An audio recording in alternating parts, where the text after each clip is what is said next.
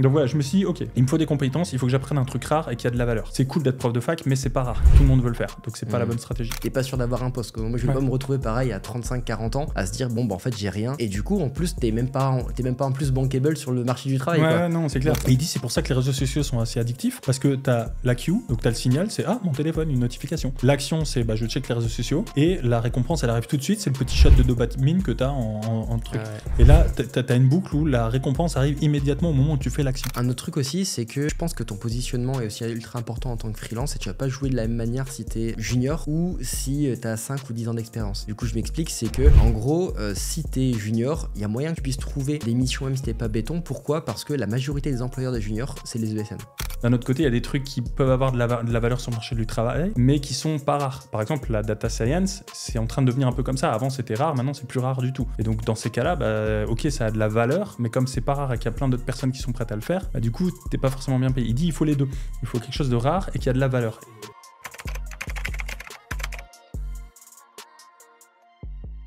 Hello tout le monde, c'est Morgan, vous êtes sur AI4U, le podcast qui vous lance dans la data avec des interviews des experts du domaine. Aujourd'hui, j'ai avec moi Benjamin Dubreux, qui était déjà venu parler il y a 2 ans pour parler pas mal de freelancing. Aujourd'hui, le sujet, c'est de parler du marché de la data en 2025, mais également les évolutions du freelancing aujourd'hui. Avant de rentrer un peu dans le dur de l'interview, est-ce que je peux te représenter rapidement pour les personnes qui ne connaissent pas ?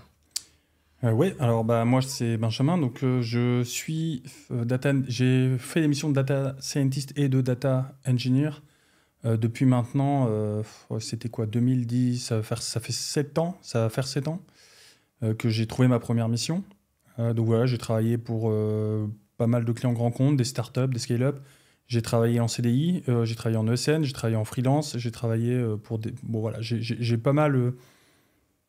et pour des secteurs différents aussi, le retail, la banque, l'énergie. Donc voilà, j'ai un panorama assez bon du marché parce que je l'ai vécu moi-même. Et depuis 2 ans, j'ai formé, depuis 1 an et demi maintenant plutôt, depuis juillet 2023, j'ai formé, on approche les 800 inscrits à mon programme de montée en compétences sur la data que j'ai appelé Data Upskilling.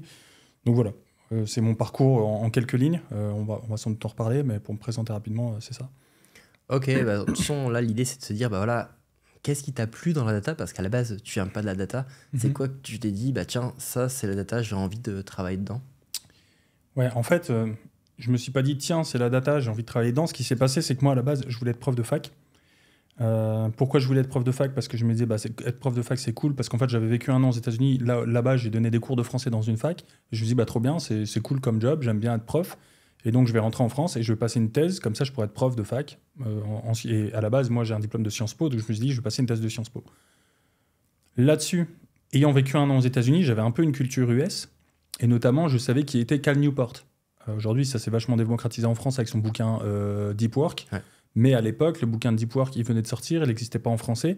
Et le bouquin So Good They Can't Ignore You, il n'existait qu'en anglais. Il n'a été traduit en France qu'après Deep Work. Je ne sais plus quelle édition, mais ils l'ont traduit après. Et donc, sauf que moi, à l'époque, je le connaissais et j'avais lu son bouquin en anglais. Et qu'est-ce qu'il raconte Pourquoi j'avais lu son bouquin déjà à lui?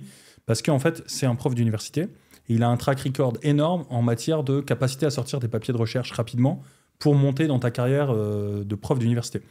Et donc, il donne ses techniques pour comment faire pour être productif dans un monde où tu es tout le temps distrait par les notifications, par les machins. Donc, je me dis, je vais acheter son bouquin. Et ce qu'il arrive à démontrer dans son 2e bouquin Deep Work, c'est que il faut se focus, il faut éliminer les distractions, etc. Mais moi, c'est plus son premier bouquin, So Good They Can't Ignore You, qui m'intéresse là-dessus, parce que c'est en lisant ce bouquin-là, qu'est-ce qu'il démontre? Il démontre qu'en fait, il ne faut pas suivre sa passion pour trouver un métier qui va t'intéresser. Il dit c'est l'inverse. Il faut s'intéresser à ce que tu fais et devenir bon dans ce que tu fais, et avec le temps, ça peut devenir ta passion. Alors, passion, c'est un grand mot, mais en tout cas, ça ne te dérange plus de faire ce que tu fais, parce que tu maîtrises tellement. Petit 1, il y a 3 facteurs qui donnent, c'est la maîtrise, l'autonomie, donc qu'on te foute la paix quand tu veux, et puis ensuite, le 3e, c'est connexion. C'est être connecté soit à tes résultats, soit à des gens autour de toi qui font que tu as envie d'aller au boulot. Donc la connexion, souvent, tu l'as quand tu as des collègues à qui tu t'entends bien. Mais si tu as beaucoup de connexion, mais que tu n'as pas d'autonomie et pas de créativité, et que tu n'es pas compétent dans ce que tu fais, ça ne va pas être une carrière de rêve, quoi. Donc c'est les 3 critères qu'il donne.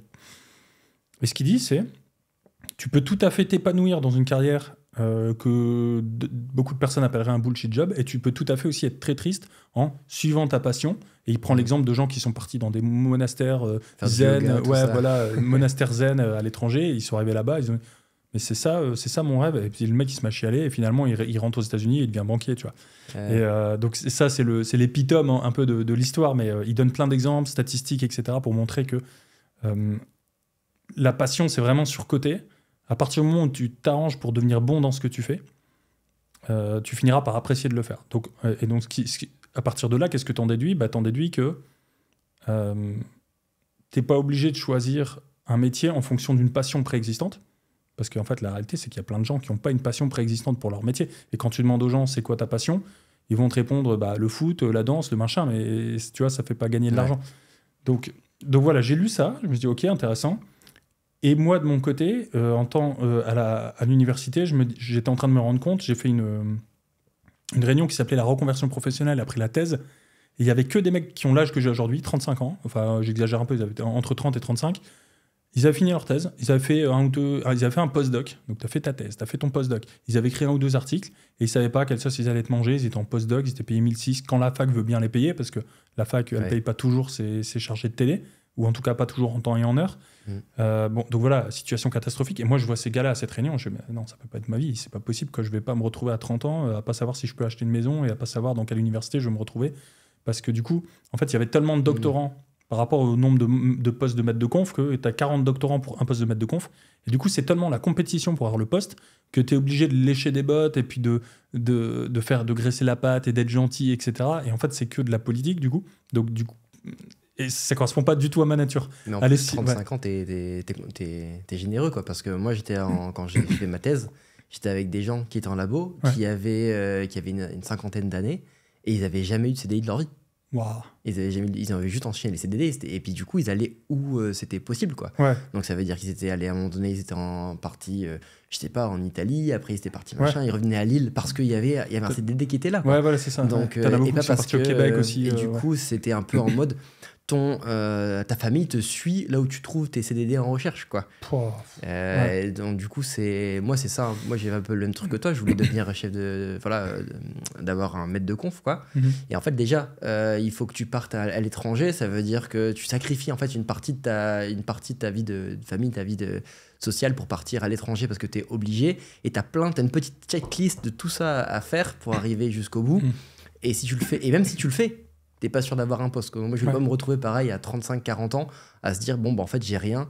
Et du coup, en plus, t'es même pas en plus bankable sur le marché du travail. Non, c'est clair. Donc, ça veut dire que t'es bankable seulement sur les trucs de chargé de thèse parce que t'as rempli toutes ces checklists-là qui ne correspondent à rien dans le monde du travail réel, quoi. Ouais, c'est clair. Et donc, moi, dans cette situation, je suis face à cette situation, je lis le bouquin de Cal Newport, et à l'intérieur, il y a l'exemple de Lulu Young.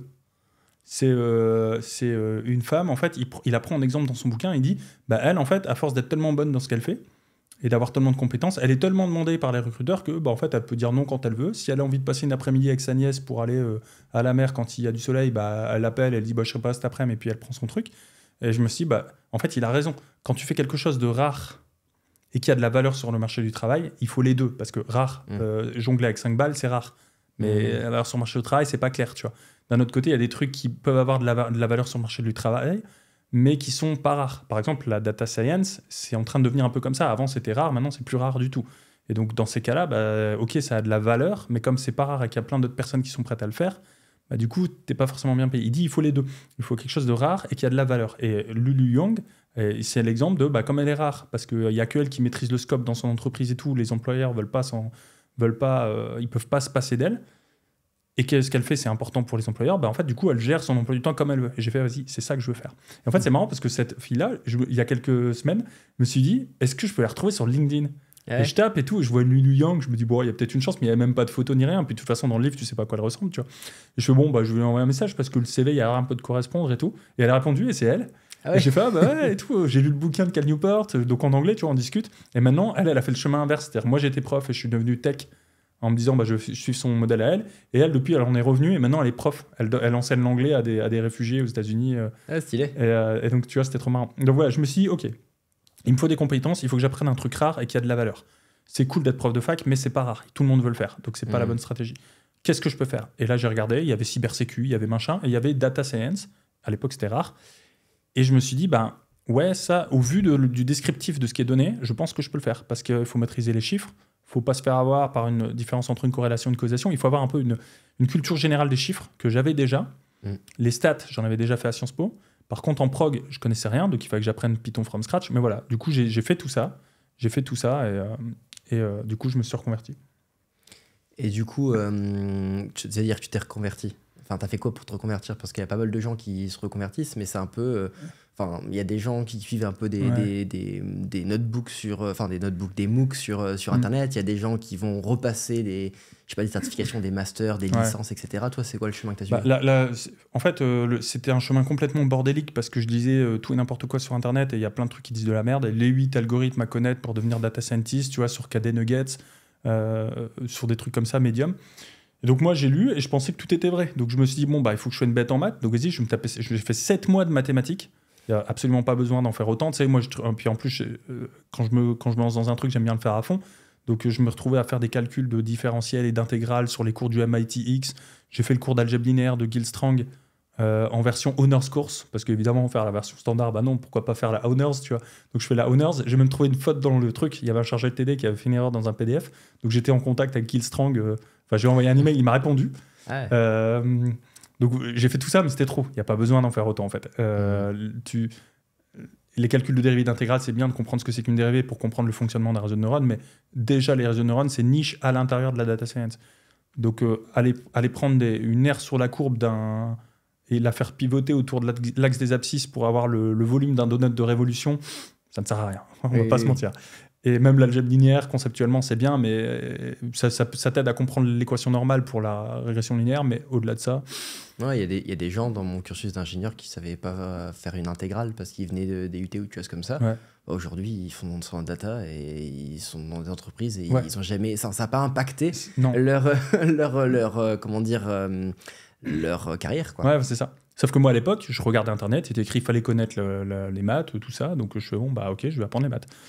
Comme ça, parce que tu as peur en fait au début quand tu te reconvertis, tu sais pas ce qu'on va te demander en entretien, donc tu te dis bah si ça se trouve ils vont me poser des questions de maths, quoi. Donc j'ai intérêt d'être béton armé, donc tu prends ton volume de révolution. Donc bref, j'ai fait tout un tas de conneries. Après j'ai fait tout un tas de formations qui étaient pour la plupart mal goupillées parce que il y a beaucoup de problèmes dans les formations en ligne sur la data. Le premier problème c'est souvent des trucs décousus. Tu as un prof qui donne un cours de X, un autre prof qui donne un cours de Y, et il n'y a pas de lien entre les deux. Ils se parlent pas entre eux, et donc c'est un patchwork de trucs. On a vu sur Internet que pour qu'un data scientist trouve un job, il fallait qu'il maîtrise ça. On va trouver 5 profs, on va les mettre ensemble. Ils se parlent pas, chacun fait son cours dans son coin, et donc du coup, les étudiants, après, ils n'ont pas la big picture. Ouais, ils voient pas le problème universitaire, quoi. Entre autres, ouais. Bah, en gros, l'universitaire, c'est qu'ils doivent faire des cours à des gens qui sont en maître de conf. Sauf que ils doivent leur trouver des cours. Donc à un moment donné, ils doivent intervenir. Ouais. Donc et des fois, ils font moi j'avais des spé qui n'avaient rien à voir avec mon truc parce que le mec devait faire un cours, quoi. Ouais, déjà à l'université pour des raisons politiques, parce que le prof est là et qu'il faut bien le payer et qu'il faut lui donner un cours à donner, bah il va donner un cours sur ce qu'il sait faire, mais déjà il sait pas toujours très bien faire. Ça c'est le premier problème. Et ensuite en université / bootcamp, bah là tu trouves des intervenants, mais tu peux pas non plus les payer des milliers, des cents. Ouais. Et donc les intervenants que tu trouves, pour les faire se coordonner entre eux, enfin tu vois, bon courage. Donc un peu galère. Après, le deuxième problème que j'avais, c'est que j'avais suivi des formations avec des projets qui sont des projets que j'appelle un peu bac à sable. Tu vois, c'est le projet, tu sors pas de ton notebook ou très vite fait. C'est de la donnée qui est trop belle pour être vraie. Ouais. Bon voilà, j'ai plein de problèmes comme ça. C'est d'ailleurs pour ça que depuis j'ai créé mon programme en data pour résoudre un peu ces problèmes-là. Tu vois, j'ai mis tous les cas que je présente. C'est toujours des cas que j'ai rencontrés en entreprise. Alors évidemment, je ne donne pas de la donnée en entreprise. J'ai pas accès à cette donnée, j'ai plus accès. Ce serait interdit. Je pense que si je pourrais peut-être aller négocier avec une entreprise pour qu'elle donne de sa donnée et que les élèves apprennent dessus, mais ça prendrait 8 mois. Et puis, il faudrait trouver une personne dans l'entreprise qui accepte de prendre les coûts pour machin, juste pour le faire pour la cause, parce que la personne n'a rien à gagner et tout à perdre. Donc, personne ne va le faire. Donc, ce que je fais, c'est que je crée de la donnée qui ressemble un peu à ce que j'ai vu en entreprise. Tiens, souvent, on a ce problème-là. Donc, voilà, tu as des utilisateurs, tu as des clients, ils ont tel comportement. Tu peux simuler cette donnée-là et dire, dans ce cas de figure-là, j'ai ce type de problème. Donc j'ai créé mon programme pour ça. Comme c'est moi qui fais tout le programme, bah, entre Python et Git, il y a un lien, tu vois. Ouais. Sur Python, tu reviens sur Git, etc. Donc voilà, bon, j'ai créé ce programme. Peut-être qu'on en reparlera après. Je vais revenir du coup sur la reconversion. Donc j'ai fait toutes ces formations un peu les unes à côté des autres en essayant de trouver ce qui pouvait être intéressant. Et puis ensuite, derrière, moi j'ai eu un coup de bol. c'est que j'ai trouvé mon premier job parce que j'ai été réclamé à Pôle emploi. Je me suis dit, comment ça se fait que lui là-bas, son truc Open Classroom, il est financé alors que moi non. Ils m'ont dit, c'est l'AFPA. L'AFPA dans le Nord, Data Scientist, c'est pas reconnu. L'AFPA dans région PACA, le cas, il s'appelait Chris, c'était un gars avec qui je faisais des visios pour avancer sur les projets ensemble. Lui étant PACA, Chris, Data Scientist, c'était reconnu. Moi, dans le Nord, non. Bon, c'est la vie. Et le conseiller me dit, mais par contre, si vous voulez, dans 3 semaines, j'ai un truc, une formation Data Analyst qui commence à Roubaix. Je fais, ok, go. Moi, je veux faire Data Scientist, pas Data Analyst, mais ce sera toujours mieux que rien. J'aurai un corps de plus à mon arc. Et puis, le fait d'être en formation en live, ça me forcera tous les matins à me lever, à y aller. Et puis, sur site, je vais rencontrer des professionnels. Tu vois. Donc, ok, go, on fait ce truc-là. Je vais là-bas, je leur montre toutes les certifs que j'ai déjà passées. Les gars me disent, et donc la preuve qu'à l'époque, c'était beaucoup plus rare qu'aujourd'hui, les gars me disent, sur la base de toutes les certifs que tu as passées, on t'embauche. Ouais. Et il y avait 3 entreprises. En fait, c'était un modèle dans lequel tu devais rencontrer 3 entreprises. Et à l'issue, les entreprises devaient dire, lui, s'il suit la formation, on l'embauchera à la fin. Ouais. Et donc, les 3 entreprises ont dit, lui, s'il suit la formation, on l'embauchera à la fin. Et comme, en fait, elles se tiraient la bourre pour m'avoir, elles ont toutes court-circuité le truc en m'appelant sur le côté, genre sans passer par la formation, en disant, écoute, avec nous, tu n'auras pas besoin de la faire, on te prend tout de suite, etc. Mais aussi, et ils sont pas débiles, ils l'ont pas fait pour être gentils avec moi, ils l'ont fait parce que chacun de leur côté, ils avaient une offre qui attendait avec... c'était des ESN, quoi. Ouais, c'était des ESN. Ouais. Et donc voilà, donc du coup, je trouve mon premier job en ESN. Là, j'ai bossé pour des groupes comme ADO, Leroy Merlin, Kiabi, des choses comme ça. Ensuite, je me suis retrouvé dans une start-up à Paris. J'ai changé au bout d'1 an, 1 an et demi, je sais plus. 2020, donc je trouve dans une start-up à Paris. Je fais des clients comme Total, la BPI, des choses comme ça. Et après, en 2021, je me suis lancé en freelance. Et donc là, on était en 2021, j'ai commencé ma reconversion en 2017, donc 4 ans plus tard. J'étais dans la même situation que Lulu Young, là, que j'ai retrouvé. C'est-à-dire que, en gros, tu es freelance, donc il n'y a pas de lien de subordination a priori entre toi et ton employeur, donc tu organises ton emploi du temps un peu comme tu veux. Si tu abuses, évidemment, ils vont pas reconduire ta mission, donc c'est un équilibre à trouver. Pas les gens qui disent oui, devenez freelance, c'est la liberté. Non, c'est toujours une question, c'est politique. Si tu abuses, le mec va pas reconduire ta mission. Donc il y a quand même un lien de subordination, sauf qu'il n'est pas officiel. Donc si un jour tu as envie de prendre une après-midi, en théorie, il peut rien se passer. Et si tu fais bien ton boulot, il n'y a pas de raison que tu te fasses virer pour ça, quoi. Tu me diras, en salarié, on peut le faire aussi si on est bien pris dans la boîte. Mais au-delà de cette liberté, entre guillemets, c'était surtout la liberté financière. Parce que là, en freelance, j'ai commencé à 420 € par mois, mais en fait, peu importe. Dès la première année, en fonction de ton TGM, ce qui va changer, c'est le nombre de jours que tu travailles. Ouais. Mais si tu prends le cas le plus simple d'un mec en micro qui gagne 77 000 € par an, ça fait 4 800 € après impôt. Parce que 77 000, tu vas en garder 75%. Et comment tu arrives à 77 000 ? 77 000, c'est le plafond de la micro. Okay. Donc en fait, peu importe combien tu as de TGM, si tu gagnes 500 € de TGM, tu vas devoir faire 154 jours, je pense, un truc comme ça. Ouais. 154 jours de travail et tu seras à 177 000. Je dis pas de bêtises, 50 000. Ouais, bon, peu importe, tu vas devoir faire un certain nombre de jours et si tu gagnes un peu moins, tu devras faire plus de jours, mais tu arriveras à 177 000. C'est le plafond de la micro. 77 000. Si tu enlèves 2 tiers, t'enlèves 25% de ce truc-là. Donc un quart de 77 000. Je ne sais pas combien tu vas tomber. Tu vas tomber un quart de 77 000. 50... Ouais, je ne sais plus. Enfin bref, tu enlèves 75%. Tu arrives à un chiffre. Tu divises ce chiffre par 12. Tu vas arriver à 4 800 € par mois sur toute l'année. Tous les mois, tu auras 4 800 € en n'ayant travaillé que 154 jours. Ouais. Si tu as un TGM à 500 €. Ouais. Et donc, en fait, même le freelance le plus basique en micro, parce que tu peux faire plus que ça, tu peux faire 100 000 €. Tu ne pourras pas les faire tous les ans, mais tu peux les faire. Mais même le freelance le plus basique à 77 000 €, il gagne à la fin 4 000 € par mois, tous les mois, alors qu'il ne travaille pas tous les mois. Ouais, ça c'est fou. Fou quoi, d'être dans le top. En gros, que de se dire que... Quand tu réfléchis souvent d'être dans les 10% les mieux payés de France, tu vois, tu te dis, tu travailles dans la finance, être trader, faire de la crypto, j'en sais rien, faire des trucs de fou. Tu te dis alors que passer de ok, je fais de l'informatique en CDI et là je passe en freelance et voilà, pour à peu près le même métier, même les mêmes horaires, j'arrive à être dans le top 10 des gens qui gagnent le mieux en France. Ça, c'est fou, quoi. T'es plus que dans le top 10. Le top 10, c'est 4 300 € par mois. Okay. En gros, le salaire médian, c'est 50% des gens qui gagnent en dessous, et 50% des gens qui gagnent plus. Le salaire médian, c'est 1 900 € par mois. Ouais, c'est-à-dire que tu as la moitié des Français qui gagnent moins de 1 900 € par mois. Ça, c'est le médian. Ensuite, à 3 000 euros, tu es aux 75%, je crois. Donc, tu gagnes 3 000 euros net par mois. Je sais plus si c'est net, non, je crois que c'est avant impôt. Tu es à plus de 3 quarts des Français. Et quand tu es à 4 800, etc., 4 000, 5 000, etc., tu es dans la tranche des 10% qui gagnent le plus. Et le top 1, il est à 7 500 euros. Ça veut dire que quand tu gagnes 7 500 euros par mois, tu es dans le top 1% des revenus des Français. J'avoue c'est un peu des ordres de grandeur qu'on a du mal à se représenter. Parce que toi, tu te dis un riche, c'est le mec avec sa Lambo. Ouais, mais en fait, le débat, il est là, si tu veux. C'est-à-dire que concrètement, tu vis hyper bien avec ça. Mais après, tu as des gens qui vont dire on est riche à partir de 3 000 euros par mois. Ça, c'est l'Observatoire des inégalités. Ils me font mourir de rire. Ah, tu vois, tu es en train de dire tu mélanges. Pour moi, tu n'es pas riche à partir d'une somme par mois. Tu es riche à partir d'un patrimoine. Ouais. Parce qu'en fait, la réalité, c'est quoi? C'est que moi, admettons, ok, j'ai passé 2 ans à me reconvertir dans un data. C'est l'un des métiers les plus compliqués possibles et imaginables. En plus de ça, j'ai pris le risque de me lancer à mon compte. Tu te lances à ton compte. Admettons maintenant que tu fasses 100 000 euros par an de chiffre d'affaires et que sur 100 000, il va t'en rester 75 000 avant impôt et que sur 75 000, tu arrives à en économiser 25 000. Tu mets 25 000 euros de côté par an. Hein. Ça veut dire plus de 2 000 euros par mois. Tu fais ça, il va te falloir 40 ans pour être millionnaire. Alors que tu fais l'un des boulots les plus durs, que tu t'es mis à ton compte, que tu prends tous les risques pour ta pomme, il va te falloir 40 ans pour être millionnaire. Pendant ce temps-là, tu as Gabriel Attal qui donne à tout le monde des leçons sur le travail. Et le mec, il est millionnaire parce qu'il a arrêté de son papa. Il me faudra 40 ans de faire l'un des jobs les plus difficiles du monde pour avoir le même patrimoine que Monsieur Attal qui a juste hérité. Et quand l'Observatoire des inégalités m'explique que je suis riche avec... Bah non, désolé. La richesse, pour moi, c'est un patrimoine. C'est pas un flux par mois.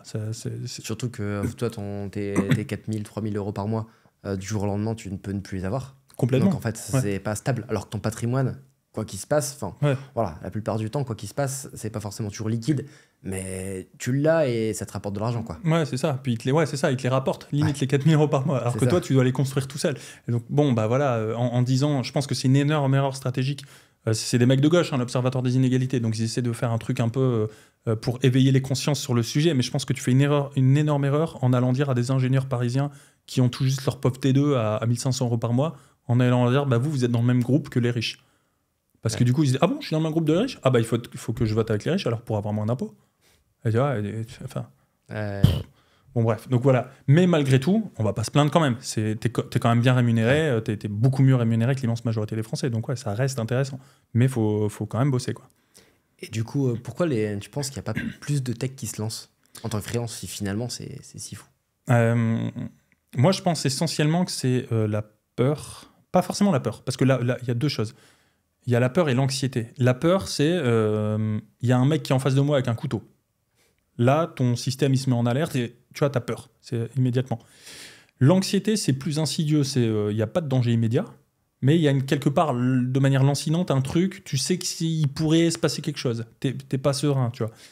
Et donc, souvent, les peurs, ça va être, ouais, mais si je retrouve pas de mission, admettons, je trouve ma première mission et j'en trouve pas une deuxième, tu vois. Et c'est vrai que ça peut arriver. Tu vois, par exemple, on avait accompagné, parmi tous ceux qu'on a accompagnés, là, on avait accompagné Alex qui avait trouvé une mission à 700 euros par jour. Ouais. Ah, tu vois, c'est pas mal. Dans un grand compte français, on va pas forcément citer le grand compte, mais une grande boîte très connue, 700. Et au bout de quelques mois, il m'a contacté. Ah mince, j'ai perdu ma mission parce qu'en fait, il avait tellement bien fait le boulot qu'ils ont dit bon, bah, du coup, on n'a plus rien à te donner, donc fin du truc. Et là, et donc, effectivement, ça peut faire peur, sauf que quelques semaines plus tard, finalement, il a retrouvé. Donc en fait, ça s'est bien passé. Mais tu peux toujours te dire, et si je retrouve pas? Et ce à quoi moi je réponds, c'est la technique que Tim Ferriss il donne dans son bouquin, c'est tu fais un worst case scénario. Au pire, qu'est-ce qui se passe? Est-ce que tu as su trouver un CDI déjà? Donc au pire, est-ce que tu peux pas en retrouver un CDI? Et après, tu dis oui, en fait, c'est vrai qu'au pire, je pourrais retrouver un CDI. Si vraiment tu te retrouves dans une situation où après avoir trouvé ta première mission freelance, tu te fais sortir et que tu retrouves pas de CDI, c'est qu'il y a soit un énorme problème sur le marché, ça peut arriver, le Covid, tu vois, là, pas de bol, tout le monde est au chômage en même temps. Bon, évidemment, c'est pas simple. Ou alors, c'est que tu as un problème sur ton profil. Et c'est vrai qu'il y a des gens qui voudront jamais se lancer parce qu'ils n'ont pas le niveau, en fait. Ils vont se dire... Alors, il y en a qui ont le niveau et ils s'en rendent pas compte. Moi, j'avais un collègue, quand j'étais à la BNP, il lisait ma newsletter sur le freelancing. Ouais. Et un jour, il me dit... et je l'ai pris comme exemple dans ma newsletter. C'est comme ça que j'ai su qu'il la lisait, parce qu'il me dit tu m'as pris comme exemple dans la newsletter. Et parce que le gars, il m'avait envoyé un message LinkedIn en disant ça m'intéresse le freelancing et tout. Comme à la BNP, on discutait beaucoup. Il savait que j'étais freelance. Et il me dit est-ce que tu pourrais me donner des billes et tout? Là, je suis encore en train de me former. mais d'ici quelques mois, je serai prêt. Et j'étais là en train de te former de quoi, quand j'ai des problèmes sur Azure, c'est à toi que je viens voir pour avoir les réponses. Donc le mec était, sur certains aspects, j'étais peut-être plus qualifié que lui, mais sur d'autres, c'était lui qui était plus qualifié que moi. Et c'est comme ça dans toutes les équipes. Chacun apporte sa compétence, et ensemble, du coup, lui, il résout les problèmes que moi, je ne sais pas résoudre, et vice-versa. Mais en fait, il y a un peu le côté dans la tech où tout le monde se dit, tout le monde est meilleur que moi, parce que tout le monde a l'impression que les autres savent faire des trucs qu'il ne sait pas faire. Bah oui, mais l'inverse est vrai aussi. Maintenant, le seul cas de figure, c'est s'il n'y a rien que tu sais faire qui soit mieux que tout ce que les autres font. Donc, si tu n'apportes aucune plus-value nette à une équipe, là, du coup, tu vas peut-être être un peu stressé. Et c'est pour ça, d'ailleurs, que j'ai aussi lancé le programme Data Upskilling. C'est pour aider les gens qui se disent « Ah ouais, mais techniquement, je ne sais pas si je fais l'affaire. » Bah vas-y, tu prends le programme. Comme ça, techniquement, tu feras l'affaire. Et voilà. Et donc, je pense que c'est ça. Je pense que c'est une crainte de ne pas retrouver de mission, essentiellement. Donc, il y a une anxiété par rapport à ça, qui n'est pas une peur, mais une anxiété. Et il y a une anxiété par rapport à oulala, ça a l'air d'être hyper compliqué, tous les papiers à faire et tout. Est-ce que j'ai vraiment envie de me lancer là-dedans? J'ai l'impression qu'il y a plein de conseils contradictoires sur Internet et tout. Et donc, il y a cette anxiété-là aussi qui est vraie. Parce que des fois, il y a des trucs, on s'en fait une montagne entière. Ouais. Moi, par exemple, mettre un formulaire de paiement en ligne pour que quelqu'un m'achète un truc en ligne, j'étais freelance, tech, je gagnais 700 balles par jour. Tu vois, le gars, quand même, normalement, relativement smart. Créer un formulaire Stripe. J'étais là, je pensais que ça allait être un truc qui allait me prendre des mois, donc je l'ai procrastiné pendant des semaines. Et puis un jour, j'ai fait, bon, tu sais quoi, je le fais aujourd'hui, parce que sinon, je vais jamais le faire. Et en fait, en 1h30, c'était fait. Et mais je m'en suis fait une montagne, mais pour rien. Et donc, je sais que les gens qui veulent se lancer, ça, c'était pour créer un formulaire Stripe, j'avais déjà la société. Et donc, je sais qu'une personne qui se lance en société, oh là là, il va falloir faire un courrier au greffe, qu'est-ce que c'est que cette histoire? Et donc, ça peut faire très peur. Donc, je pense que c'est un mélange un peu de ces deux trucs-là. La paresse administrative, comment on appelle ça, la phobie administrative, et la crainte de ne pas trouver de mission. Après, même en dehors de la phobie administrative, c'est le fait de s'imaginer que ça sera bien pire que ce que c'est. Mais justement, j'ai eu un call avec une personne hier qui me dit j'aimerais bien me lancer, mais à quoi je dois m'attendre en termes de administratif, quoi. Je lui ai dit allez, si vraiment tu veux lire toutes les petites lignes, tu as une demi-journée pour créer ton auto-entreprise. Et après, aller 10 minutes par mois pour faire une facture, 10 minutes par mois pour aller sur l'URSSAF pour déclarer ce que tu as gagné, et à la limite, 10 minutes par mois pour déclarer ta TVA. Et encore, quand je dis une demi-heure pour tout ça, c'est vraiment que tu prends ton temps, etc. Mais ça représente ça, quoi. Et par contre, le gain que tu peux avoir... Et tu peux le déléguer en plus. Il y a plein de trucs. Je sais pas si Indy, ils font tout, mais t'as des mecs comme le gars de Super Indep. Super Indep, c'est ce que Emilien Pécoul, il est très bien, il est très carré, il aide des gens à des fois débloquer des situations complètement improbables. Je le connais pas personnellement, j'ai dû lui parler une fois dans un truc, le Freelance Festival à Paris, là, Free Up Festival. Et... Donc, mais son truc, ça a l'air très bien. Et quand tu es en micro, il faut pas beaucoup plus que ça, quoi. Donc, il faut pas s'en faire des montagnes. C'est vraiment pas le plus compliqué. Mais je pense que c'est vraiment ça, les deux craintes principales. Mais après, ça me fait rebondir sur un truc que tu as dit tout au début. C'est que tu disais, par exemple, que pour avoir un job et que ça se passe bien, il faut que ce soit un peu, genre, tu es content de le faire et en même temps qu'il y ait de la rareté. Ouais. Tu disais que la data science et la data en général, ça a tendance à se boucher, etc.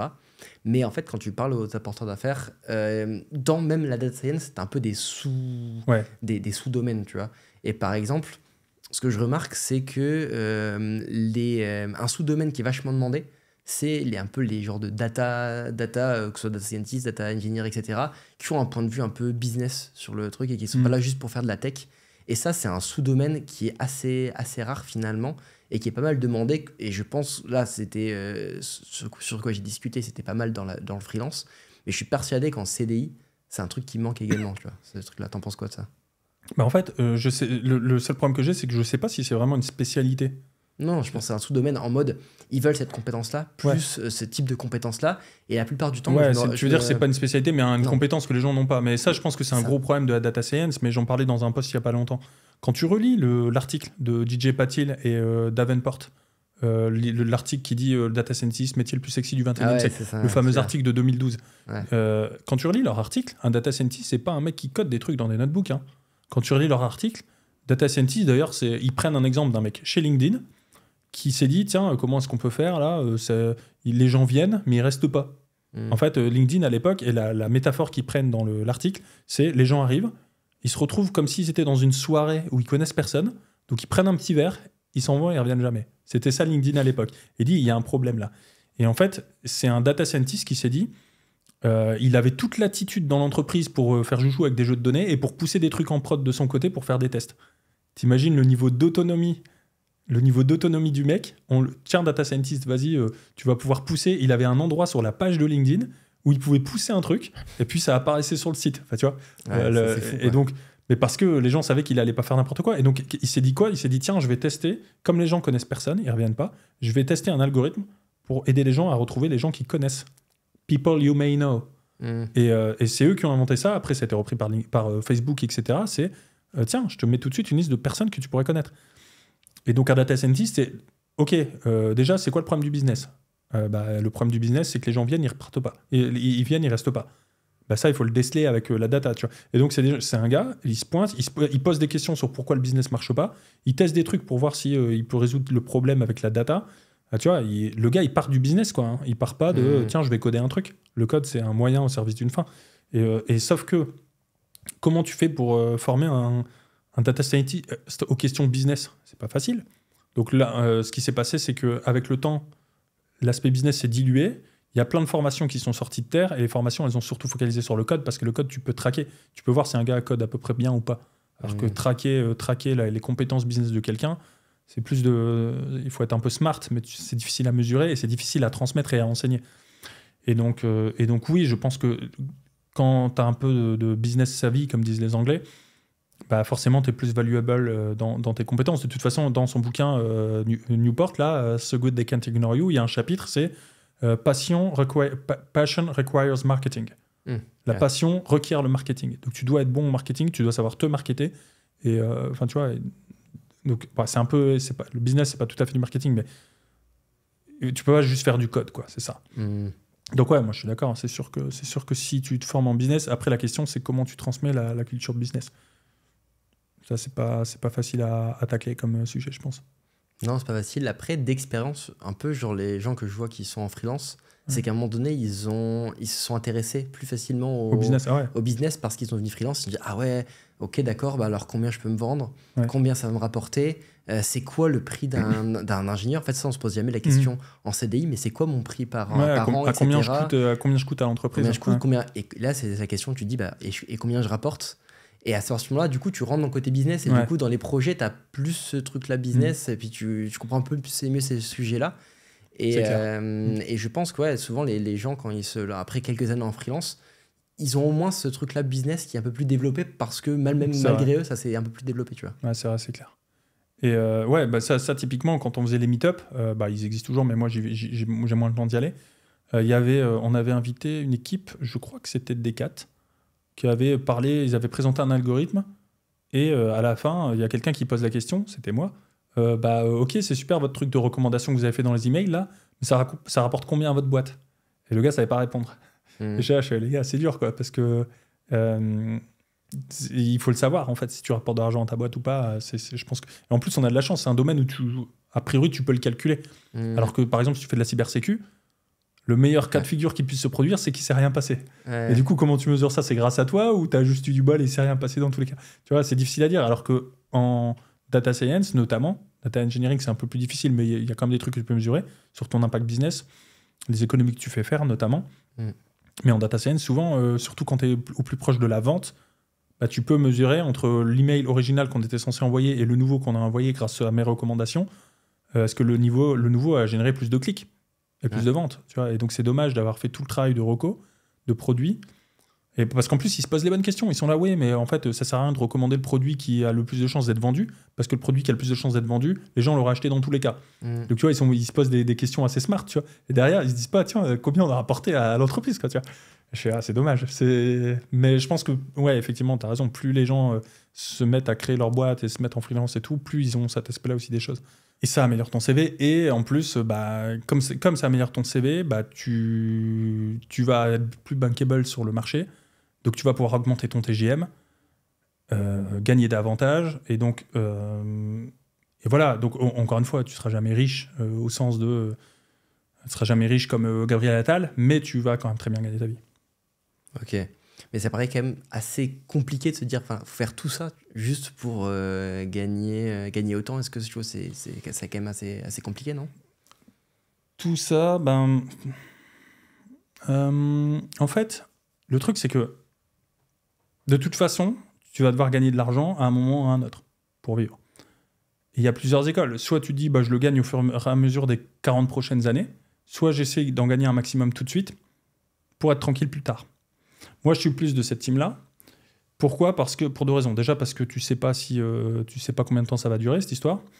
Tu sais pas si tu seras encore en état, quand tu auras 55 ans, d'être toute la journée derrière un écran, parce que les troubles musculo-squelettiques, ça existe. Et ensuite, il y a un autre effet. C'est que quand tu travailles beaucoup d'un coup, ça crée un double effet boule de neige. C'est-à-dire que quand tu travailles, il y a un psychologue canadien, là, Jordan Peterson, qui répète souvent cette stat. J'ai jamais su d'où il a tiré, mais je la trouve intéressante et je pense qu'elle est vraie. Quand tu travailles 10% de plus, tu gagnes 40% de plus. Quand tu travailles 10% de plus, tu gagnes 40% de plus. Pourquoi ? Parce que c'est tout bête. Admettons, tous les soirs, tout le monde se casse à 17. Et toi, tu restes 10% de plus. Donc 10% de plus sur une journée de 7 heures, ça fait 6 x 7, 42 minutes. Tu restes 420 minutes. Tu restes 42 minutes de plus par jour. Donc c'est pas énorme, c'est même pas une heure, tu vois. Mais si tous les jours, le N+1 là, ou N+2 ou le patron, il te voit 42 minutes de plus, à la fin de l'année, le job, il va le donner à qui ? Enfin, s'il y a une promotion, une augmentation, un truc comme ça. Sauf qu'en plus, 42 minutes, tu n'es pas juste là pour faire semblant d'être là, tu vois. Tu vas bosser sur un projet supplémentaire, tu vas améliorer une perf, tu vas faire un truc qui a du sens. Et donc, ça va améliorer aussi ton CV. C'est pas juste pour la boîte, c'est aussi pour ta pomme, tu améliores ton truc. Et même si les 42 minutes supplémentaires, c'est pas du travail pour la boîte, admettons, tu prends autre chose. Tu dis, sur les 42 minutes où je reste en plus, il n'y a personne qui vérifie ce que je fais, après tout, de toute façon, donc je peux faire semblant d'être là et de bosser sur le truc, alors que pendant ce temps-là, je fais autre chose. Pourquoi pas ? Et je dis ça pas pour que tu fasses semblant que machin, mais ça peut aussi être du travail que tu fais pour toi, pour te former. Et donc un exemple de ce que tu peux faire, c'est tu vas donner tu vas dire comme moi j'avais fait, c'est comme ça qu'on s'est rencontrés. Je vous avais contacté pour dire est-ce qu'on pourrait organiser des ateliers pour faire des compétitions Kaggle de deep learning avec d'autres data scientists du secteur. Vous aviez la mailing list du meetup. Moi je connaissais personne. Je dis si on envoie un email, on pourrait créer des ateliers. On a créé des ateliers comme ça, gratuits, tu vois. Et donc j'ai bossé 1 heure, 2 heures de plus. Les 1 heure, 2 heures de plus, qu'est-ce qu'elles ont donné ? On a créé un atelier. Il y a des étudiants qui sont venus. Ils m'ont dit c'est trop bien votre truc. Il faut que vous veniez donner des cours dans notre école. Et ils m'ont donné le contact du gars dans l'école. Yeah. Sur un plateau, quoi, tu vois. J'ai juste envoyé un email et j'ai dit, vos étudiants m'ont proposé, voilà ce que je suis en mesure d'enseigner. J'ai mis un petit programme sur un PDF, une page. Si ça vous intéresse, je peux enseigner ça. Le mec a dit, go. Et donc, tu vas gagner un peu plus d'argent, d'une part, parce que tu donnes des cours, c'est pas faramineux, mais ça, sauf que ça te fait une ligne en plus sur ton CV aussi. Et les lignes en plus, elles peuvent t'aider à débloquer une prochaine mission. Et tu vois, c'est ça l'effet boule de neige, en fait. Et ça, c'est le premier effet boule de neige. Le deuxième effet boule de neige, c'est que, comme tu gagnes plus, tu peux épargner beaucoup plus. Parce que quand tu gagnes 2000 € par mois, et qu'il y en a 1500 qui partent dans toutes tes dépenses, tu peux économiser 500. Maintenant, si au lieu de gagner 2000, tu te mets à gagner 3000, parce que tu as un meilleur CV, parce que tu as pu mieux négocier, etc. Là, donc tu avais un taux d'épargne de 25%, donc tu pouvais épargner 500 € sur 2000. Maintenant, tu as 1000 € en plus. Tu vas pas te mettre à... Tu vois, ça veut dire que tu as 50% de revenus en plus. Tu vas pas te mettre à tout multiplier par 1,5 toutes tes dépenses. Tu vas pas prendre ton loyer qui vaut 500 € et dire maintenant je gagne 50% de plus, donc je vais prendre un loyer à 50% plus cher.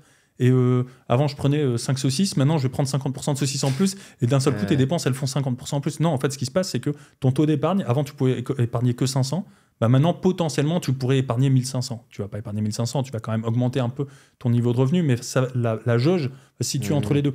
Et donc, une personne qui gagne 2000, elle économise 500, une personne qui gagne 3000, elle économise 1000. Donc, elle gagne pas 2 fois plus, mais elle économise 2 fois plus. Ouais. Et ça change tout. Parce qu'après, une fois que tu as économisé 2 fois plus, qu'est-ce qui se passe ? Si un jour tu vois une bonne opportunité en immobilier passer, tu as le cash nécessaire pour aller voir la banque et dire regardez, j'ai le cash. Et tu vois, et donc quand tu ramasses le taf sur une période courte, ça peut paraître beaucoup de boulot, mais en fait, tout ça mis bout à bout fait que moi, potentiellement, dans moins de 5 ans, je pense que je peux prendre une retraite. Ce ne sera pas une retraite de luxe, mais ce sera une retraite avec un niveau de revenu supérieur à celui de la moyenne des retraités français. Ouais. Je me demande si c'est pas... faudrait que je fasse le calcul, mais je me demande si je peux pas déjà le faire, tu vois. Ouais. Donc, mais après, donc voilà, tu me dis, ça paraît beaucoup de boulot. Après, personne n'est obligé de faire ça, tu vois. Tu peux tout à fait dire, bah non, moi je suis cool, je suis en micro-entreprise, je fais 77 000, je bosse 150 jours par an. Tu avais interviewé un gars sur ta chaîne, là, Thomas Codis, que je t'avais présenté, à qui j'avais bossé dans une start-up à Paris. Bah lui, le gars, il fait quoi? Il bosse 3 jours semaine, je crois, 4 jours semaine, il fait de la musique sur le côté, tu vois. T'en as d'autres, Benjamin Marley, qui est un peu moins présent sur LinkedIn maintenant, mais lui, c'est pareil, il aime bien la batterie, je l'avais interviewé. Il me dit, bah moi, ma passion, c'est la batterie. Justement, j'ai pas voulu en faire mon métier pour pas être dégoûté par ma passion. Et donc, mon boulot, data scientist, c'est je gagne bien ma vie en freelance, comme ça, je peux faire ma passion de batterie. Et donc, tu peux aussi faire ça. Et d'ailleurs, l'un n'empêche pas l'autre, parce qu'en fait, comme je le disais, tu gagnes 40% de plus en travaillant 10% de plus. Moi, je travaille sans doute un peu plus que 10% de plus. Mais tu vois, donc, c'est pas non plus comme si tu avais plus de life. Tu vois, tu charbonnes juste un peu, mais t'es pas non plus à 80 heures semaine. Hein, donc, ça va. Non, effectivement. Après, ça me parle le truc que tu parlais sur les 10% de plus. Moi, pareil, les premiers cours que je donnais, c'est parce que je passais mes matinées. Je me levais à 6 heures, j'avais lu Miracle Morning, tu vois. Donc, je me levais tous les jours, à 6 heures et je faisais des MOOC tous les matins. Et je publiais mes certifs sur LinkedIn, tu vois, le truc que normalement qui ne sert à rien. Et là, il y a un prof d'université qui a dit, ah bah tiens, en fait, en 1 mois ou en 2 mois, du coup, comme je me levais, je faisais ça tous les 2 heures le matin. Mais en fait, j'en publiais à fond, quoi. Toutes les semaines, je publiais une certif. Il m'a dit, ah bah tiens, je vois que t'es chaud. Nous, on cherche quelqu'un qui donne un cours de machine learning. Je dis, ok, d'accord. Il me dit, bah voilà, le truc, c'est machine learning avancé, t'as 30 heures. Et du coup, j'ai bossé à fond. Et en plus de gagner un peu plus d'argent pour donner les cours, mais en fait, ça m'a structuré aussi. Le fait de donner les cours, ça m'a structuré un peu l'esprit sur. Ça m'a donné en fait la big picture assez rapidement parce qu'en fait, j'étais sorti d'école depuis 2-3 mois quand je donnais les premiers cours. Et ça m'a en fait. Ce qui est assez insane hein, quand il réfléchit. de trop à donner des cours, ça prouve à quel point le niveau dans les. C'est pour ça qu'on disait tout à l'heure le niveau de formation est pas très élevé. Bah, les enseignants, en fait, c'est tellement mal payé que tous les mecs qui sont bons, ils ne veulent pas le faire. Donc, du coup, les enseignants, on prend un mec qui sort d'études il y a 3 mois, mais t'es pas le seul. Hein. Parce que là, c'est l'université, mais les bootcamps, c'est la même chose. Il y a plein de bootcamps où les teachers assistants du bootcamp, c'est les élèves du bootcamp précédent qui viennent de se terminer et ils n'ont pas de job. Et leur seul job, c'est d'être teacher assistant du bootcamp. Et tu fais, mais. What? mais bon, bref. Donc, Non, mais c'est ça. Et ce que je me disais avant, après, c'est la boule de neige. C'est que du coup, je donnais un cours à Polytech. Du coup, après, j'ai pu donner un cours. Après, j'ai dit Open Classroom. Bah, si, j'ai déjà donné un cours. Après, du coup, j'ai donné ça. J'ai fait une dizaine, vingtaine d'établissements différents pour donner des cours. Aujourd'hui, je donne des formations et je reforme des équipes d'entreprise, quoi. Et ça, j'aurais jamais pu le faire si je m'étais pas levé à un moment donné 1 heure ou 2 heures avant le taf pour faire des ça, par contre, je sais pas comment t'as fait. Moi, je suis plus du genre à. Moi, ma technique secrète. Je vais donner ma technique secrète. J'ai fait un post il y a pas longtemps là-dessus. Il a pas mal plu aux gens. Ma technique secrète pour progresser dans ma carrière data, c'est pas un hack de productivité Miracle Morning, c'est pas un machin, parce que moi je suis incapable de me lever à 6 h du mat pour aller regarder un tuto.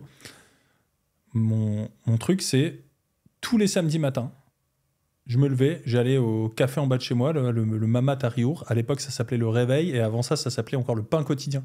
Je les ai tous faits. Avant 5 ans, il a changé 3 fois de nom. Et j'allais là-bas le samedi matin et je regardais, soit je regardais un tuto, soit j'ai avancé sur un projet ou sur une masterclass qu'on devait donner avec le groupe ou sur un cours que je devais donner en école. Et tous un peu des side projects comme ça, je les faisais le samedi matin. Et j'avais pas l'impression de bosser parce que je me payais un petit brunch. Donc tu vois, en fait, tu as tout de suite la récompense de ce que tu es en train de faire. La récompense, elle va pas arriver dans 6 mois quand j'aurai publié enfin mon truc. Elle arrive tout de suite. Ma récompense, tu t'es bougé le cul, tu t'es levé un samedi matin, c'est ton petit brunch. Et la récompense arrive au même moment. Et ça, c'est important parce qu'il y a un autre bouquin intéressant là-dessus, c'est The Power of Habits, le pouvoir des habitudes de Charles Duhigg. Et lui, en fait, le résumé du bouquin, c'est pour créer une habitude, il faut une cue, il faut une reward et un behavior au milieu, je crois. Cue, action, reward, il m'en manque un. Mais en gros, tu as une cue. Donc, cue, c'est un signal. Moi, le signal, c'est on est samedi matin, donc j'y vais. Et il faut qu'il y ait une reward à la fin. Parce que si tu as juste une action, bah, c'est samedi matin, j'y vais, je me bouge, mais que tu n'as pas de récompense, ou qu'elle arrive dans trop longtemps, bah, tu vas pas forcément avoir envie de refaire le geste. Et il dit c'est pour ça que les réseaux sociaux sont assez addictifs, parce que tu as la cue, donc tu as le signal, c'est mon téléphone, une notification. L'action, c'est je check les réseaux sociaux. Et la récompense, elle arrive tout de suite, c'est le petit shot de dopamine que tu as en truc. Et là, tu as une boucle où la récompense arrive immédiatement au moment où tu fais l'action. Et si tu arrives à faire ça, et donc c'est exactement en fait ce que j'ai fait sans le savoir au moment où j'allais tous les samedis matins, ma récompense a été au moment de l'action. J'avais mon brunch, et donc récompense pour mettre bouger le cul et aller regarder un tuto de Jeremy Howard sur la data science, et go. Ah non, mais il y a pas mal il y a plein de manières de faire. Ça dépend aussi de son comportement. Il faut apprendre à se connaître pour savoir ce qui va mieux le marcher. Moi, je sais que c'est encore maintenant, je me lève à 6h30 tous les matins pour faire mes trucs avant de commencer à bosser ma journée. Parce que je sais que le soir, je suis plus productif pour faire du sport, mais pas forcément pour pour bosser. Ou sinon, je suis productif, c'est la nuit. Ouais. Après ma journée de travail, la nuit, je suis vachement productif, mais bon, faut vouloir passer sa nuit à bosser. Qu'est-ce que tu appelles la nuit? Genre, je recommence à bosser vers 22h et je m'arrête vers 5h du matin. Ah ouais? Ouais. Ah oui, d'accord, ok, ouais, c'est le coup du coréen dans Taxi, quoi. Ouais. Il y a un gars qui dort dans le coffre et puis l'autre qui bosse la nuit. Ok. Mais ouais, ça je faisais quand j'ai juste plus le choix et que les deadlines arrivent, quoi.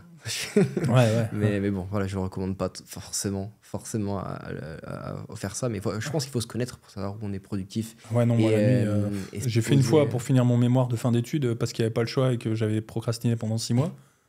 Mais plus jamais. Ah non, c'est trop dur. C'est l'enfer. Alors, t'es hyper productif. Ah ouais. Parce que quand il y a une deadline, et qu'elle est demain, bah, ta nuit, t'abats tout.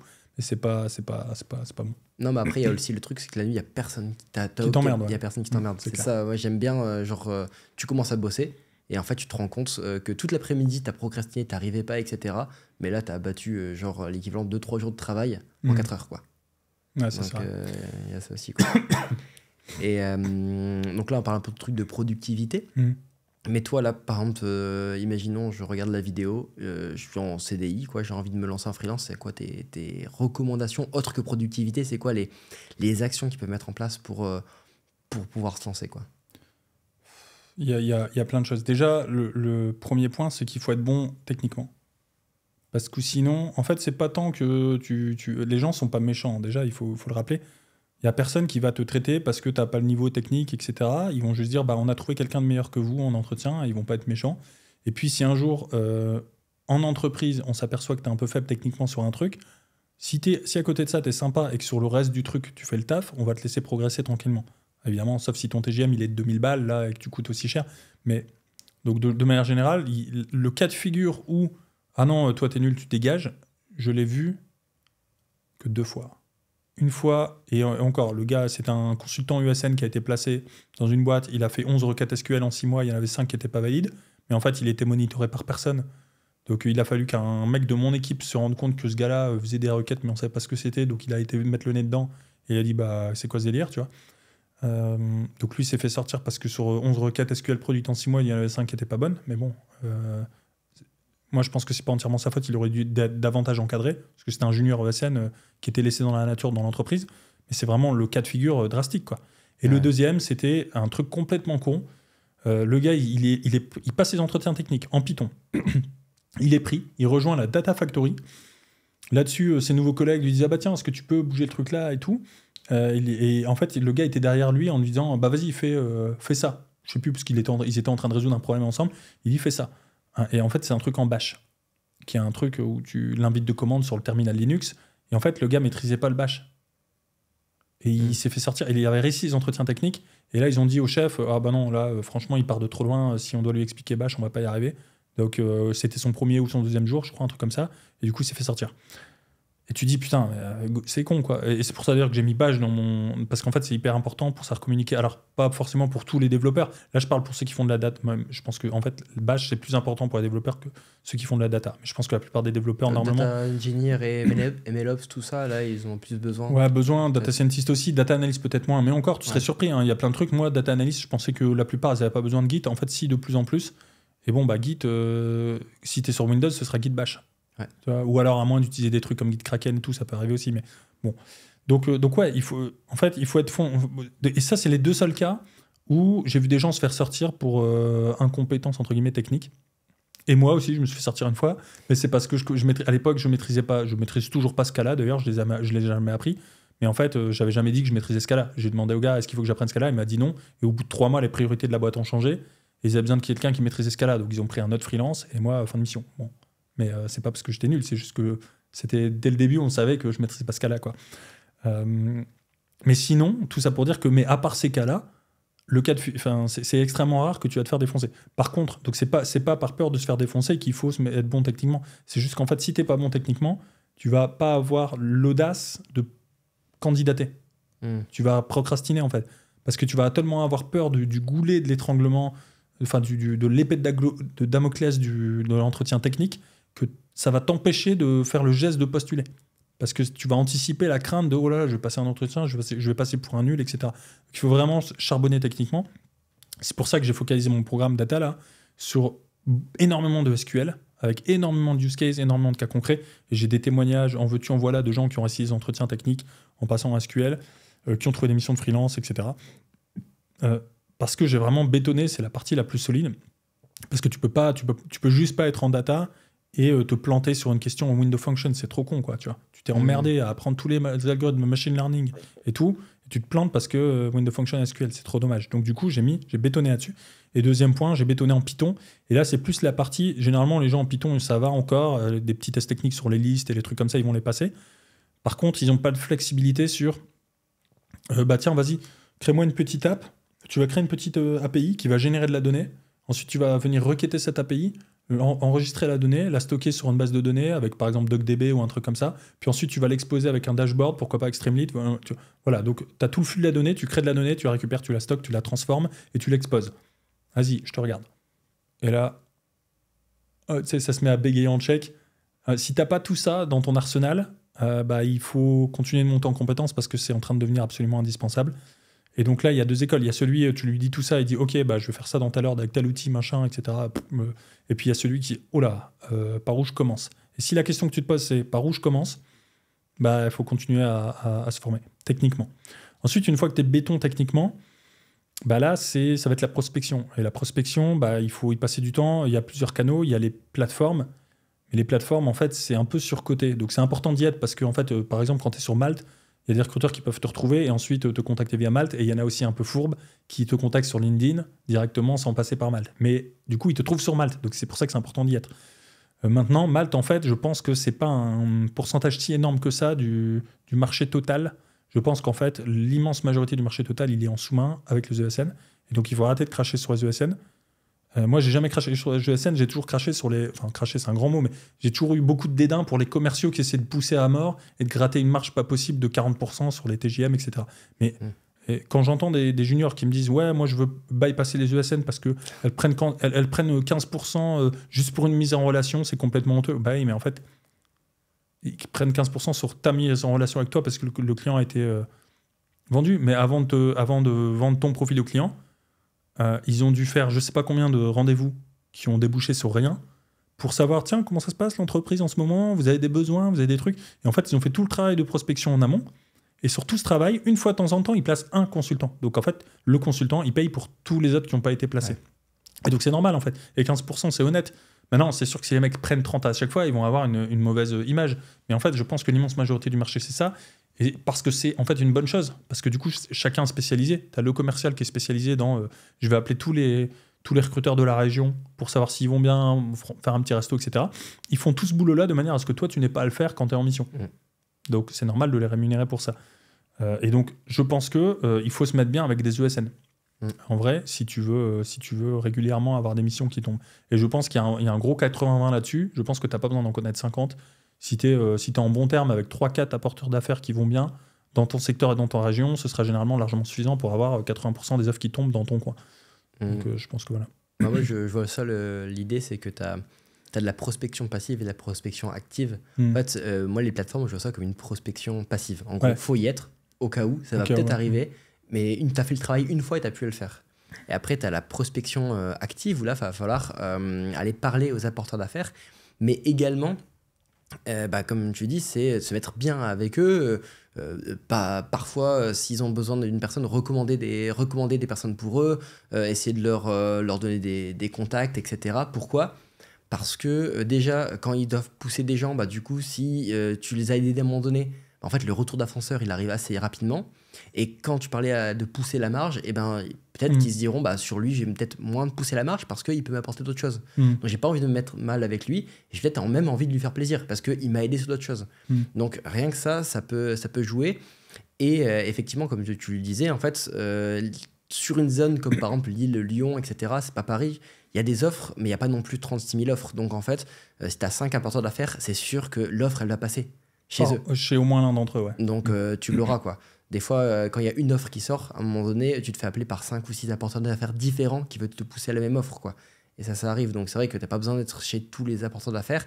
Et en tout cas, le peu que tu as, l'idée, c'est de construire une relation en fait, un peu comme je disais, enfin, c'est un peu truc de win-win, quoi, gagnant-gagnant, quoi. De se dire, bah voilà, si à un moment donné, il cherche quelqu'un, si tu connais quelqu'un dans ton réseau, dire, ah bah potentiellement, je connais quelqu'un, quoi. Et ça va l'aider, ça va dire, bah lui, je peux lui faire confiance, il connaît, il y a un réseau, il peut me mettre en relation avec d'autres personnes. Ça, c'est intéressant, quoi. Un autre truc aussi, c'est que je pense que ton positionnement est aussi ultra important en tant que freelance et tu vas pas jouer de la même manière si tu es junior ou si tu as 5 ou 10 ans d'expérience. Du coup, je m'explique, c'est que en gros, si tu es junior, il y a moyen que tu puisses trouver des missions même si tu n'es pas béton. Pourquoi ? Parce que la majorité des employeurs des juniors, c'est les ESN. Et les ESN, ils vont faire quoi ? Ils vont placer les juniors dans des entreprises. Donc les entreprises, ils savent qu'ils sont juniors. Ils savent qu'ils vont devoir les former, mais en fait, ils les payent juste pas cher. Et donc, en fait, que tu sois placé chez un client et que tu sois en CDI chez l'ESN ou que tu sois en freelance chez l'ESN, pour le client, c'est transparent. Ça ne change rien. Donc, c'est possible. Par contre, tu es en concurrence avec tout le monde. Tu es en concurrence avec tout le monde et pas mal de gens qui se différenciaient pas. Alors que, par exemple, donc, il n'y a pas trop moyen que tu puisses te vendre 1 000 € la journée.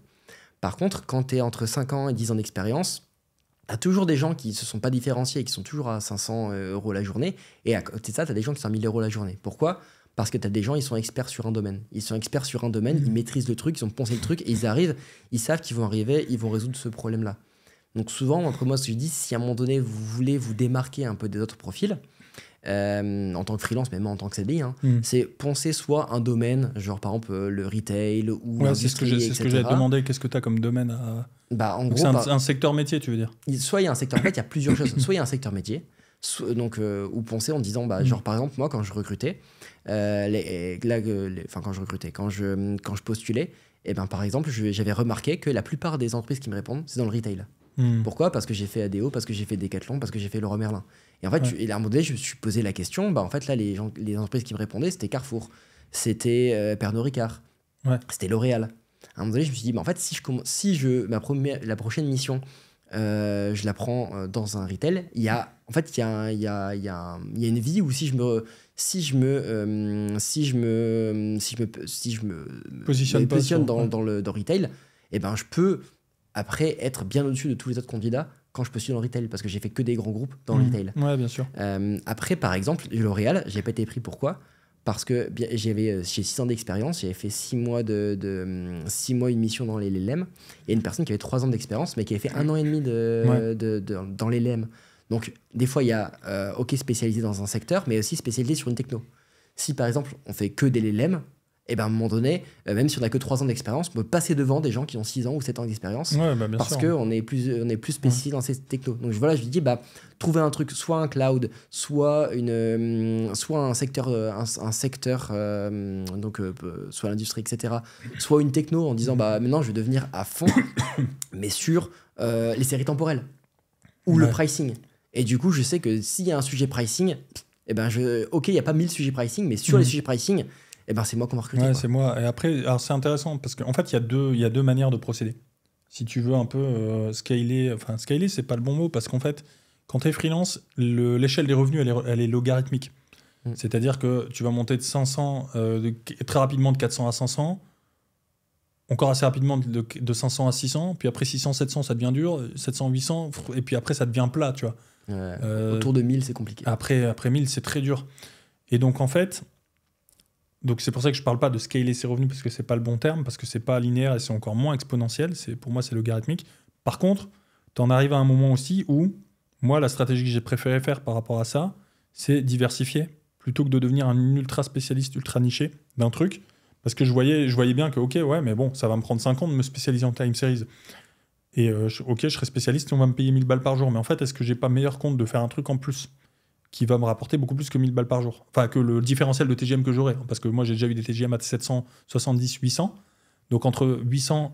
Allez, on va dire 750, parce que 800, c'était exceptionnel. J'ai eu la mission que 3 mois. Donc, 770, je l'ai eu pendant 1 an. Donc là, c'est un TGM maintenable.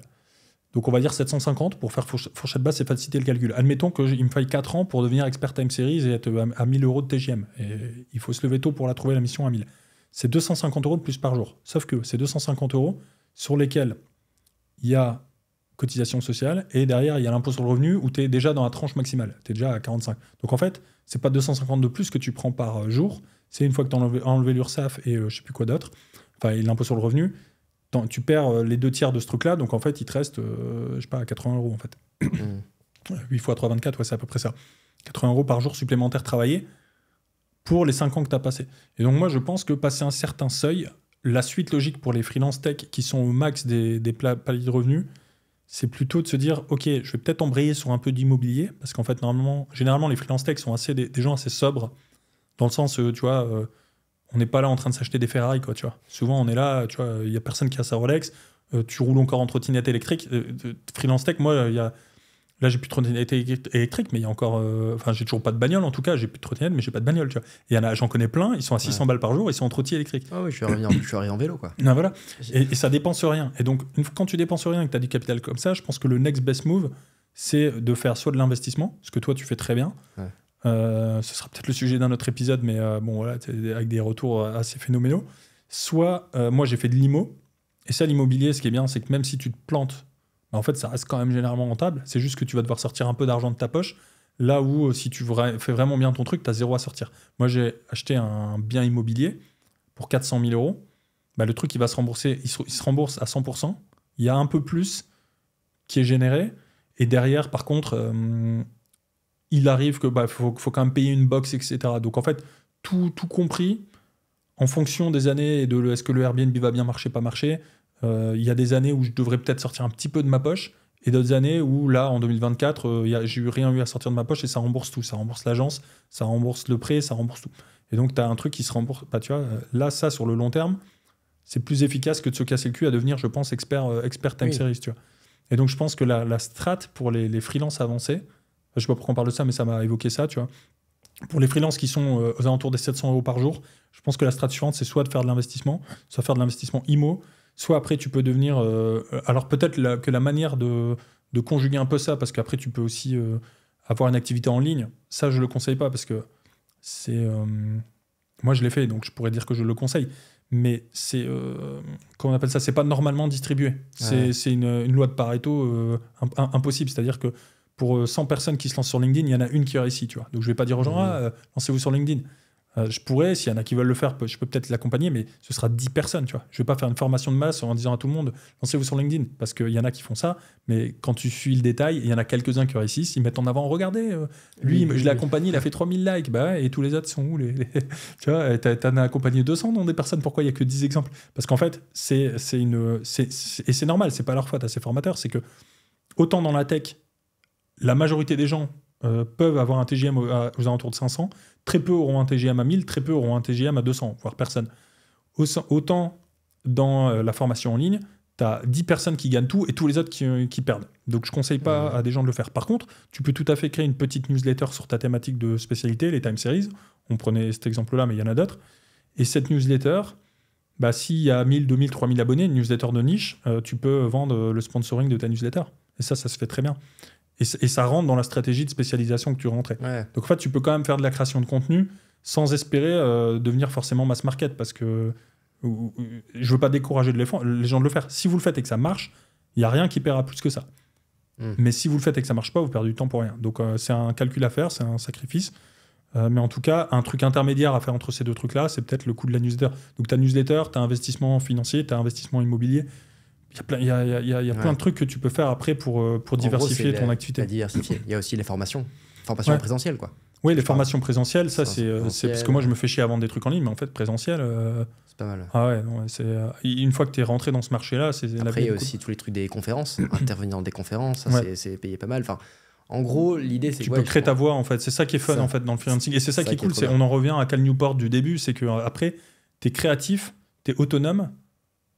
Et t'es compétent dans ce que tu fais, donc ça fait plaisir de le faire. Ouais. Et tu vois, et après c'est toi. Et c'est intéressant parce que justement, un des thèmes qui développe dans son bouquin, et du coup, on aura fait le cercle en entier et ça permettra de conclure, c'est le nearest adjacent possible. Je sais pas si tu te rappelles de ce concept. Tu l'as lu, tu l'avais lu ou pas? En fait, le nearest adjacent possible, ce qu'il dit, c'est tu prends par exemple Steve Jobs, Apple. Ouais. Il s'est pas dit, tiens, je vais révolutionner le monde de l'informatique. Non. En fait, tiens, il y a des cartes mères là, on pourrait faire un peu mieux et les vendre pour un peu de thunes. Et on va faire ça dans notre garage. Il a juste pris un truc qui existait et s'est dit, il y a moyen de l'améliorer un petit peu mieux. Et il prend plein d'autres exemples comme ça. C'est Steve Jobs. Mais en fait, et ça marche pour tout le monde. C'est-à-dire que moi, je me suis pointé. Je me suis dit, tiens, j'aimerais bien être freelance, je vais me lancer sur LinkedIn.